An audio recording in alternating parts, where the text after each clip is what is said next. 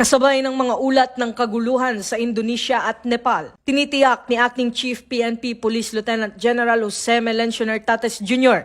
na hindi papayagan ng PNP na mangyari ito sa Pilipinas. Aniya, may sapat na contingency plans ang pulisya at katuwang nila ang iba't ibang ahensya ng pamahalaan upang tugunan ang anumang banta sa seguridad.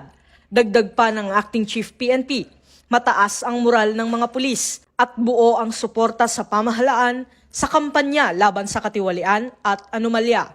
Kung ating ihahantulad yung nangyari po dyan sa ibang bansa katulad dyan sa Indonesia, Nepal, dito po sa atin, hindi naman po aabot ng ganong pagkakataon. Ang moral po ng, ng Philippine National Police ngayon ay mataas. High moral po ang ating PNP. Wala po tayong nakikitang ganyang problema, lalo na ako po yung namumuno dito. Ngayon, ay ang number one po tinitignan, alas 6 pa lang ng umaga, report from the commanders, ang state of moral, high moral ang tao po dito. Lagi natin tinitignan yan because it is one of the highest form of discipline dito sa isang organization.